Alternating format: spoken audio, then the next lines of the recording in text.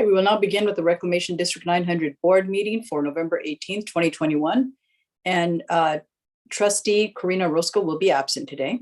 Pursuant to Government Code Section 54953 as amended by Assembly Bill 361 in 2021, and due to the state of emergency declared by the governor on March 4th, 2020, members of the Reclamation 900 Board of Trustees and staff will participate in this meeting via teleconference to reduce the spread of COVID-19. Members of the public may watch the meeting in live stream at the YouTube website posted on the Reclamation 900 District's website. Those members of the public who wish to do so are invited to participate in the meeting via Zoom using the following access information by dialing 1-669-900-6833, meeting ID 987-5494-7842, passcode 787137. Next, we'll go to item 1A, presentations by the public on matters not on the agenda within the jurisdiction of the district.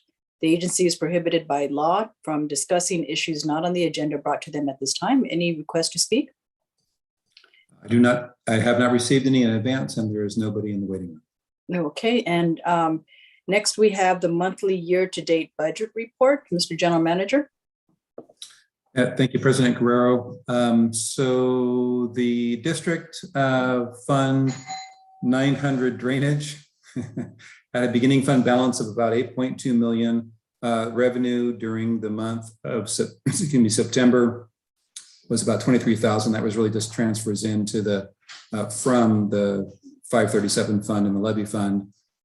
Expenditures were routine, normal O&M. And the ending fund balance for the drainage fund was about 8.12 million. The levy fund beginning balance was 2.5 million. Expenditures were essentially the transfers out to the drainage fund, 900 drainage fund, and its ending balance was about 2.47 million. And similarly with the 537 drainage fund, beginning balance of 874,000. Total expenditures about 4,500. Normal O&M transfers to 900 drainage. Ending balance of 870,000. And the district's total cash position at the end of September is about $11.5 million. I'll be happy to answer any questions. The trustees have any? Any questions from the trustees at this time? No. Oh, okay. All right, then. Open it up for public comment. No public comment. Close it back up. And bring it back to the trustees. I have to ask you this question every time. Is there anything that we need to accept as far as the report? Any action we need to take? No, it's informational only. Informational. Okay. So if we have no other questions among the trustees, we'll move on to the consent agenda. Part 2. We have items 2 through 4 on the consent agenda. Are there any requests to pull any item for discussion? No. All right, and I'll accept a motion to approve the consent agenda. So moved. Second. All right. Mr. General Manager, can you please call the roll? Excuse me, yes. Trustee Ledesma? Aye. Trustee Early? Aye. Trustee Alcala? Aye. And President Guerrero? Aye. Okay, that motion is approved. Just so that I'm clear, who was the second on that motion? That was me. It was Trustee Alcala. Alcala? Okay, thank you.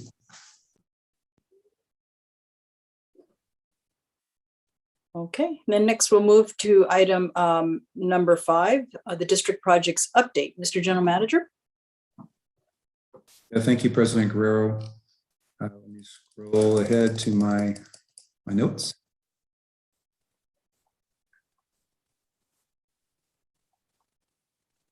There we are.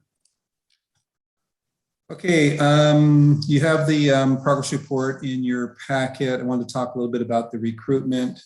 Since I drafted the project updates, there have been a total of 12 applicants for the general manager position. The recruiter has done a preliminary screening of the applications and found that really only 3 of the 12 applicants meet the minimum qualifications on paper.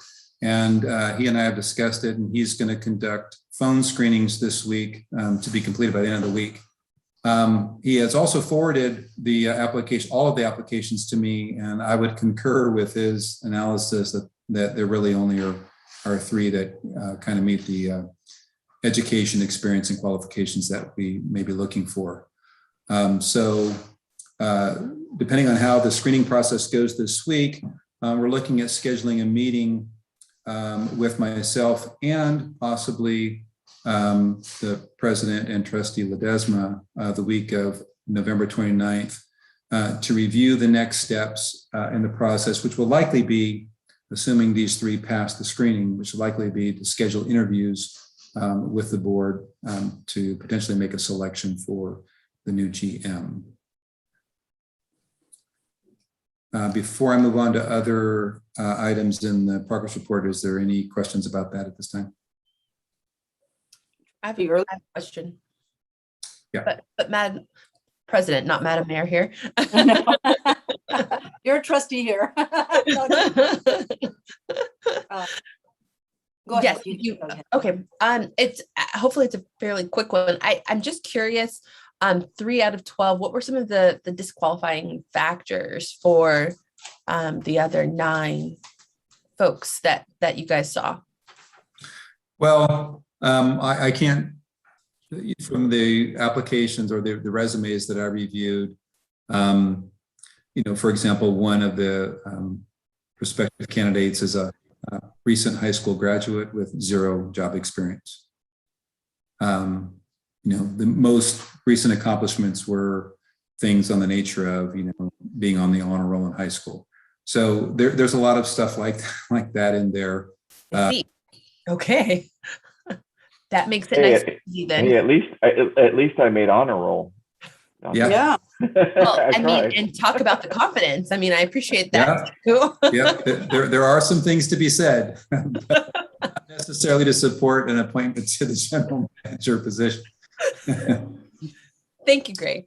Yeah, you're welcome. All right, let's see.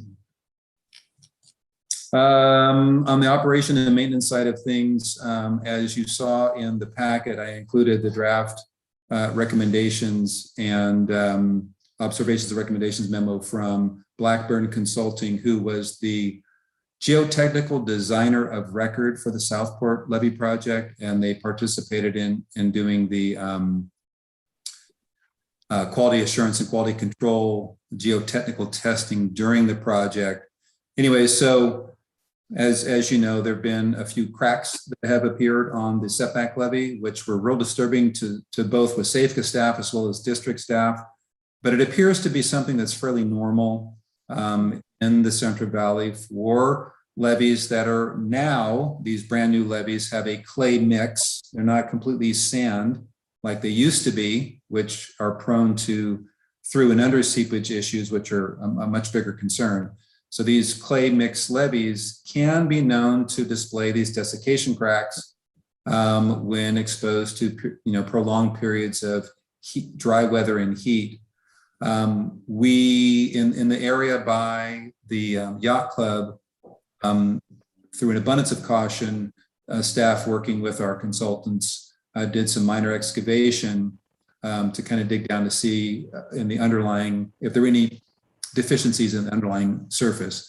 None were observed. The cracks in that area go relatively deep, upwards of about 10 feet. But from the geotech experts, nothing that's disturbing the foundational structure of the levee.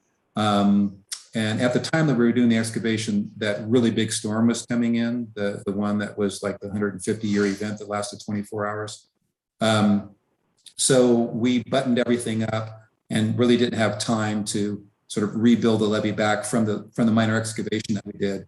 And since we were entering flood season, November 1st, all the rules changed for doing this type of maintenance on levees, and all kinds of special permissions with contingency procedures and having stockpiles of material. It really changes the game when it comes to doing levee maintenance. So again, out of abundance of caution and to keep costs down, we decided to secure the area with plastic, just keep it covered, and then come back in the spring after flood season when there's not so many restrictions about doing the maintenance that we need to do to button it back up. Other areas of the levee also has some desiccation cracking, weren't as deep as this, and the staff has already been out and done a little bit of fill material and some compaction. And we'll just continue to observe all of the areas that we observe cracks. We put some stakes out there so they're easy to find, and staff will monitor them through the winter season, but we're not expecting anything deleterious to really result from that. Any questions on that item or the draft report that I had provided? Just a couple of questions. Just more curious. So the area, I know the area, but the pictures. This is all gravel topped, and so in that area, right? So it just Yeah. And nothing. Is there any preventative?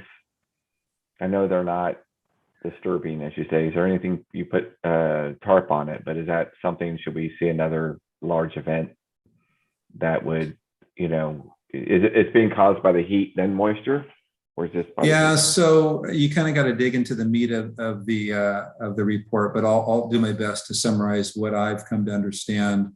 There's a lot of factors at play here.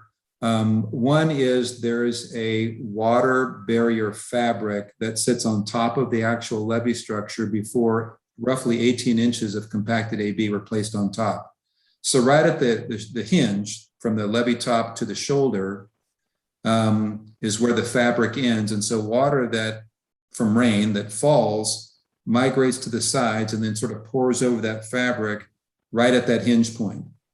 In addition, from talking with the geotechnical experts, the desiccation cracking, typically there's small fractures that are inside, superficial to the levee in various different places. And over time, they sort of join together and they'll form sort of larger cracks, kind of following fault lines. They'll kind of move around. And where they've said they see these types of cracks appear are at those shoulders, those hinge points is where they tend to show up. And most times you don't even know they're there unless you get a heavy rain, which then tends to wash some of the surface dirt and debris and stuff down through and out and exposes the cracks. And so all of the things kind of came together at one, kind of at that particular point in time. But he said this is observed. This is one of the partners at Blackburn Consulting. This is observed for reconstructed levees that are done properly with a combination of soils, including clay. This is not uncommon, and they've seen levees with just routine maintenance last decades with no further complications from this type of experience. Okay. So again, from our perspective, seeing this brand new levee, we didn't expect to see those types of things. It was new to us. We kind of, if you will, we kind of freaked out. We're feeling better about it, but we're not gonna not monitor things. And certainly if things start to change, we'll react accordingly. Is there anything else we should be aware of? I guess it'll help us to monitor any other conditions as it relates to the type of material that somebody might have said, okay, oh, by the way, you got this now. I can see where maybe you might have other conditions. Yeah, I think so. There's the rest of the levee system in the city that has not been improved is very sandy, and so you wouldn't see these types of issues crop up because they just drain so well. Mm. So it doesn't hold moisture, and then consequently, it's not prone to cracking when the temperature gets hot. But they're not structurally sound when it comes to through and under seepage, which can really damage a levee. So this is something that as we make the improvements going forward over the next decade, roughly, this is going to be probably a routine O&M item that the district is going to have to deal with on an ongoing basis. if the forecast, through climate change continues the way, we expect, this is probably something that the district is going to have to deal with. Other than that, the only other item that we've come across in the district and with Safeca, as I change my hats, we'll be working together on is a lot of the seepage berm, which is landward of the levee along the entire, Southport levee. The purpose of the seepage berm is to provide weight. And that mass and that weight keeps the under seepage at bay. It just provides the counterbalance to keep the under seepage from becoming a problem. Well, that weight can be of any type of material, really. And so we spec'd leftover material from the project, which is primarily sandy material. Well, that sandy material does not support really good, it doesn't provide a good base for vegetation, which can kind of knit together the soils to keep them stable. So on the seepage berm, which is not a structural part of the levee, at the edge of the seepage berm, there's a bunch of erosion rills that's causing some issues. And so we're going to look at, and this was something that was unexpected from the construction and design. So we're looking at maybe bringing in some topsoil, ways of getting vegetation to adhere and take root so that it can prevent that nuisance erosion that we're seeing right now that really it doesn't have any structural or other levee performance issue, but it is causing run out across the maintenance road and the staff has to go back and, recompact it. It's just kind of a nuisance thing. So we got to weigh the benefits, the cost benefit of, what it's going to take to get the vegetation to take better. And lesson learned for future projects, topsoil needs to be spec'd. Some form of organic material needs to be spec'd on top of these seepage berms so that we get that good adhesion and the roots of the vegetation. So I have a question. So you said one of the reasons why we're getting cracks is because you have the hot weather and then you have the humidity of the rain. I've lived in California most of my life. We have really, really hot summers and we have really rainy winters, climate change or not. And so I'm curious if there are other materials or if this is something we could have anticipated, alternatives, considering that is our weather. Well, I will tell you that the material specifications that were used in the various different zones in constructing the levee were thoroughly vetted and complied with Army Corps of Engineer policy, state policy, technical specifications. And this is probably one of the most, from a soil standpoint, technically modern levee that's been constructed in this region. And what we're seeing now, and this could end up changing somewhat anyways, the material specifications. I'm not a geologist, so I can't really speak to it, or a geotechnical engineer, but it may be as our climate continues to change, where we have prolonged periods of drought and higher heat, less precipitation, and then it may change material specifications. I don't know, but it is a possibility. Well, and if you'll indulge us, Greg, because like you did, you had a chance to freak out. I think all of us being new to the Reclamation District are having a moment of making sure we're asking questions. So my question is around, we got a report from the consulting firm. We're noting that, but are we consulting back with the Army Corps? Are we correct? How does this process work so that as we move forward, everyone is aware that we're finding this?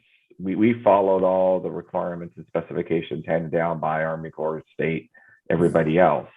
And I'm not saying they're wrong, but I think from a liability perspective, thinking ahead, if something were to happen, that we are doing all our due diligence and the record shows we have been forthright, transparent to everybody involved in the construction of these. So I'll answer that in two ways. One is the Army Corps and the state were involved in the design and construction of the levee, reviewing plans and specifications. There was permitting that was required. All was approved. They were involved in the inspections and approval of the walkthrough and the final product. So from a construction standpoint, all were on board and participated as partners through the construction of that project. Now, from what we experienced, we reached out to our state and federal partners and said, this is what's going on. We're taking a look at it. They all came out on site as well. So even though Blackburn was kind of leading the charge as far as looking at the underlying, potential underlying causes, our state inspectors were there. The Central Valley Flood Protection Board inspectors were there. Even the state's, well, I forget the name of the flood operations office that, deals with emergency operations. Everybody was made aware, and we have followed up with them with the results. And once that technical memorandum is final, that will also be provided to DWR, Central Valley Flood Protection Board, the Flood Emergency Response Office, and the Army Corps. So everybody's, on board. And Great. So get that everything met standards, continues to meet standards. Everyone has collaborated and been partners the whole way through. So then when you notified the Army Corps of Engineers, was their response like, yeah, we expected that, right? Like, I'm curious, well, because this is our climate, right? This shouldn't have been a surprise if this is what climate happened. I will tell you, the climate change and how we construct levees, the criteria from, rain events to sea level rise, all of these things are in flux. And so there is no this. I think it's all a little bit about learning. There's modeling that's done that, 3 years from now, they update the model because they learned something new. So that's in a constant change, and standards are constantly being adopted. What most of everybody says, what's going on? Let's come out and take a look at it. Okay. And let's see in the field what you're talking about. We'll concur with the course of action, and then we'll review the results, and we'll base our determination of what we do on the results of that investigation. And that's where we are. Okay. And just to make sure I'm fully understanding how we're defining climate change here, or potentially the impact that it might be having. It's because we're having bigger rainstorms, sudden changes in temperature. It's hotter than we would have expected it, or like, can we define what we're saying by climate change is what is unexpected than what has historically been for California's weather? Well, I mean, pretty much as I do. We're seeing, longer, hotter periods of dry weather, less frequent, not as much snowpack as, we've traditionally seen, which is a big part of our water cycle. The rain events like we just Northern California experienced not too long ago. And then look what just happened in the state of Washington over the course of the last couple of weeks, where they've got an atmospheric river that didn't last 24 hours, that lasted a week or more. And so we're seeing these more extreme events that last longer. And so that's what we're trying to sort of design against. We don't, Texas last year and the last couple of years saw rain events that were in the not 200-year event, they were in the 500 and 1,000-year event, and nobody really can plan for those types of things. So our best to, and it's those potential changes in rain events that are causing the potential cracks in. No, the cracking really occurs when the dries out for an excessive period of time. Yeah. Okay. So, but you don't really see them until the rain comes, and then it sort of washes away the surface debris, and you go, oh, there's a crack there. Otherwise it's covered. But they're superficial. They're not deep into the center, if you will, of the levee. They're superficial. There's no bulging. There's no slips. There's no change in levee geometry. You move away from the cracks, and that levee is rock solid. We can't probe, more than 3 or 4 inches before you hit what's almost like concrete. So the levee, and we've gone up and down around and checked, as much as we can. And that levee is rock solid. And so we've been assured by everybody that, yeah, this is more of a superficial thing. You're just going to have to do some minor O&M. It's more cosmetic, if you will. So. Oh, great. Just a couple of questions. Uh-huh. I'm wondering, I heard about the Ridgeway Lake, that they were concerned about the walls as a result of everything drying out, just weakening. And is there some comparability of that with the, as far as the drop in the water level? And then, do things loosen up a little bit along the levee by any chance? We haven't seen any subsidence, and I think that's really what we would be looking at. That's what's happening at Bridgeway Lakes. The groundwater has subsided so much that the water levels are so low. There's nothing pushing against those walls, and there's a fear that they're going to essentially fall into the lake, right? So that's sort of what's going on out at Bridgeway Lake. We have seen, I think, in the greater Sacramento region over the course of the last decade, a general subsidence in the general surface elevation.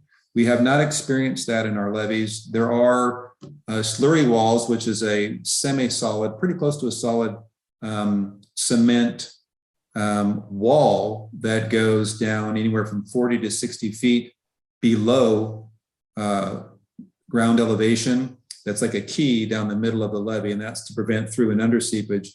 But it also helps to anchor that levee and provide some structural stability as well. So we have not observed any subsidence along levees, and we don't really expect to as well. Okay.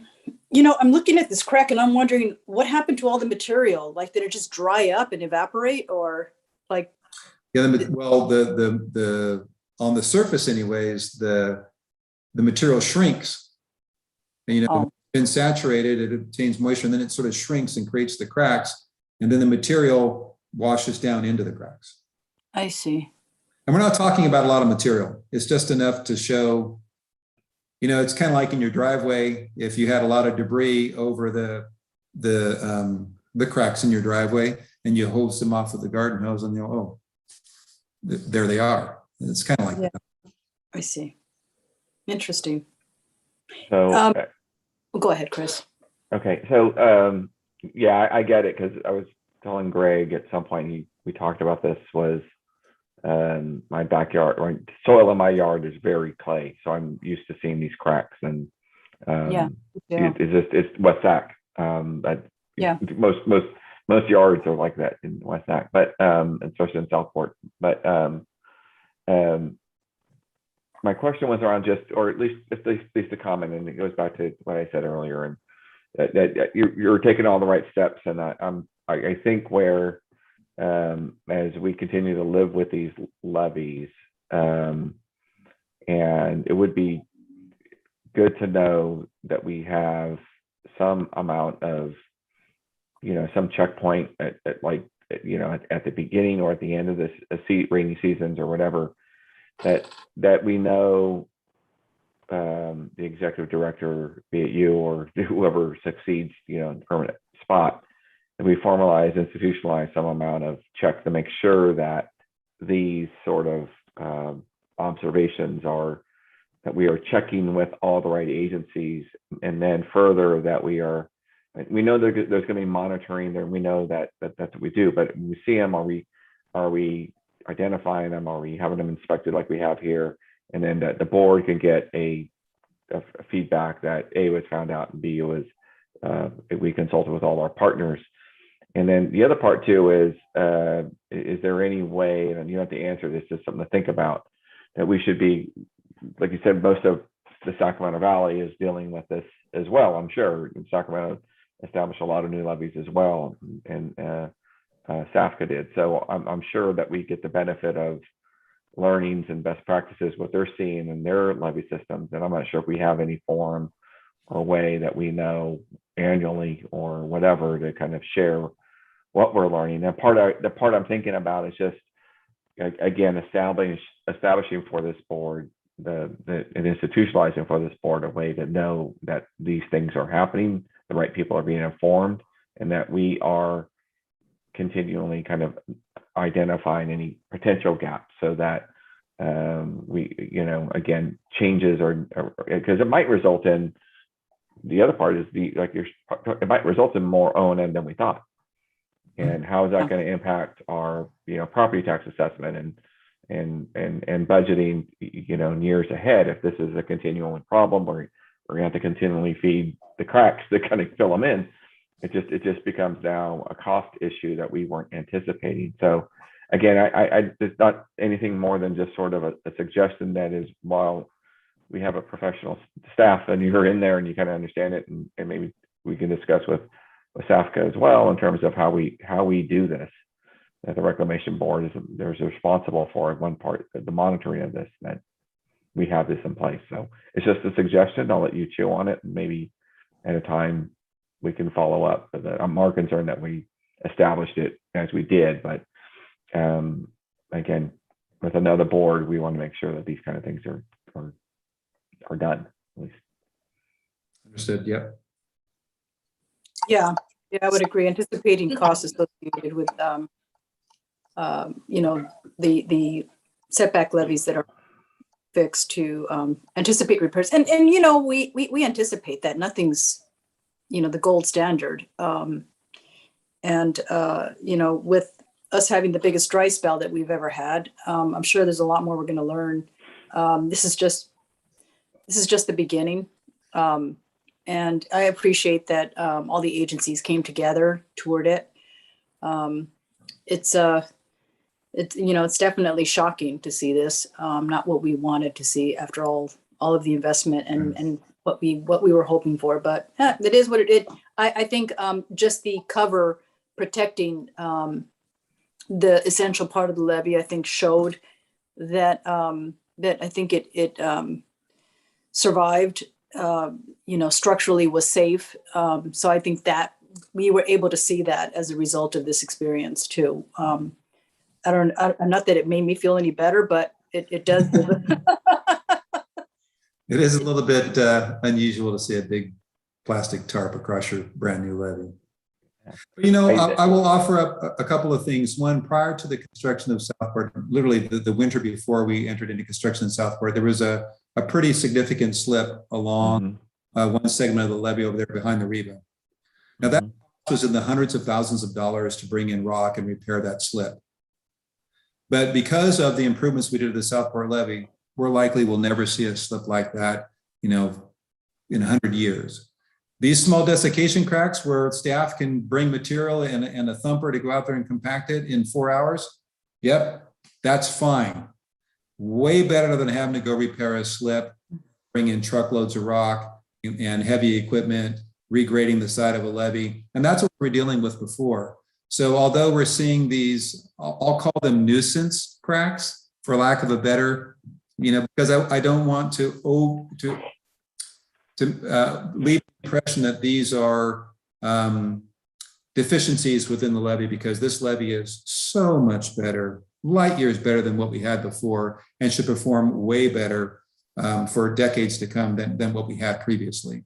So we're in much better shape now than we were before. And I think I agree, Greg, but I think having been around in 2003, 4, and 6, and having the right, we thought we had 200-year protection. Those levees were solid, and overnight things changed. Right? Yeah, things change. So, and I'm clear that the thing that's not in our control, you're right, is not in our control, is climate change.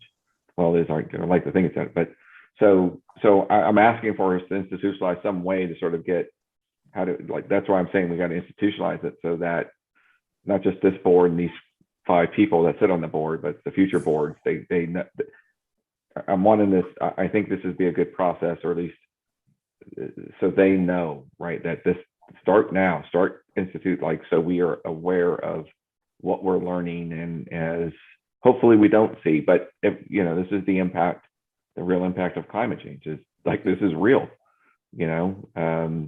Sea rise will occur, and this is another outcome. So again, that's why I'm suggesting it. It's not Not that I don't have faith in them now, not that I think they're modern now, but what I don't know is how much worse these dry spells and the heavy rains will come. So The flood community is a fairly small community, and there's mhm. exchange of information.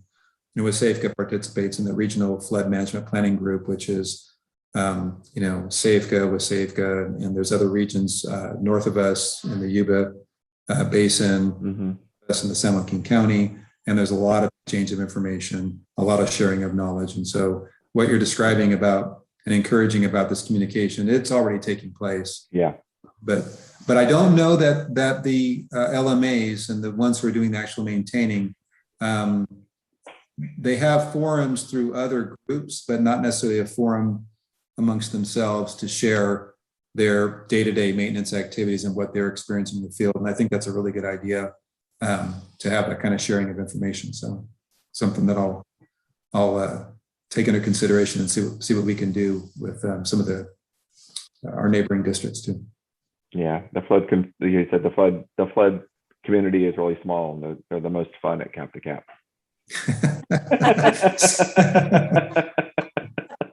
I know So those true. people. Yeah. All right. Okay, let's see. Other than that, the corporate projects, I appreciate the board taking action tonight so we can move forward with replacing the HVAC units, so we can have both heat and cooling in the building, and get those boilers done. That really, I think, is going to wrap up the remainder of certainly the big items for the corp yard. And we should be positioned to be moving into the building probably in January now. Looking to be able to close that project up. And if you haven't driven by the site over there in Drever and Soule, drive by. The building is looking really nice. The yard is looking way better than it was with the new asphalt, and the rest of the yard graded with compacted material. So now we have a little bit of frontage improvements to do. I think staff is going to take up some landscape architecture skills. See what we can do. The frontage landscape was not part of the remodel, so the staff's going to do what they can to beautify the place. I think you have qualified staff to do that. Yeah. All right, and then staff participated in Tuesday of this week, along with the American River Flood Control District and representatives from DWR. They participated in flood fight training. That's both a classroom as well as a practical setting. Staff shared our experience with tarping the Southport levee, provided some pictures, and got really good feedback that was a top-notch, by the book way to tarp a levee to keep all water intrusion out. So good feedback on the work they did tarping that levee.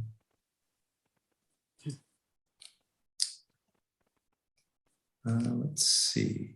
I think, well, that's pretty much it from the district. And if you'll indulge me, I'll just speak a little bit about the Flood Control Agency and potential funding. So the bipartisan infrastructure bill was passed, signed into law on Monday of this week. The Corps now has 60 days to develop a spending plan.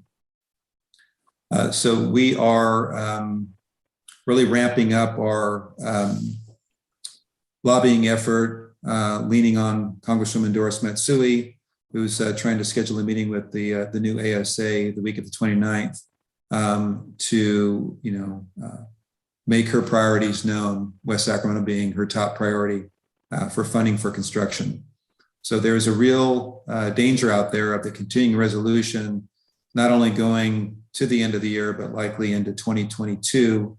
And if that's our only means for getting funding, and we're teed up to get that funding and the construction will start, but if it gets too far into 2022, it could significantly impact our ability to construct the Yellow Bypass project next year. So we're going big. We're asking the Congresswoman to request full federal funding through that funding that's available to the Corps for them to program.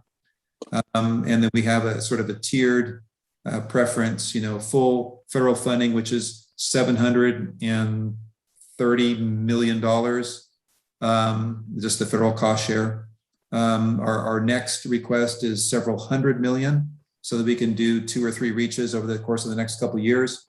And then our fallback position is enough to construct, yellow bypass. But it's very critical that we get that new start and that funding as soon as possible so that we can put the project out to bid and go to construction next year. So we're very hopeful that we're going to see some funds for our project out of this process. That's great. Thanks, Greg. Mm-hmm.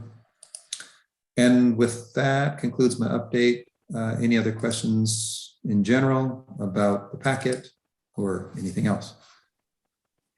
Any questions from the trustees? No? Okay. That's an excellent update. Good job on the emergency preparedness coordination, and thank you for the update on what happened with the cracks. It's very helpful to know that you took care of it right away. Of course, that's the responsibility, but it was handled well and provided a good explanation as to what needed to get done. So, with that, we have the next item is item 6, trustee comments. No comments? All right. Then, I just have a real quick question, Mayor. sure. In the event of a break of a levee, how much flooding, how many feet are we looking at? I know Sacramento Bee carried an article that the pocket area would flood about 30 feet. Do you have any idea what West Sac might flood? How many feet? Well, it's directly related to the level of the water in the Sacramento River. That's where the breach were to occur. But some areas of Southport could be upwards of 20 to 23 feet deep in a full 200-year storm event with waters that high in the Sacramento River. It would not be pretty. All right, thank you. All right. Trustee Early West, are you speaking?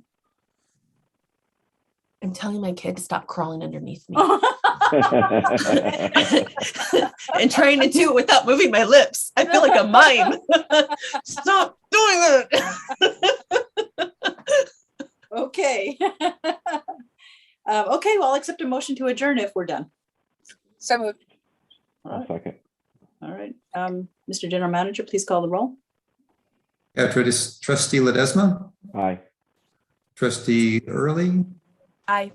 Trustee Alcala. Aye. And President Guerrero. Aye. All right, everybody have a good, happy Thanksgiving. Happy Thanksgiving.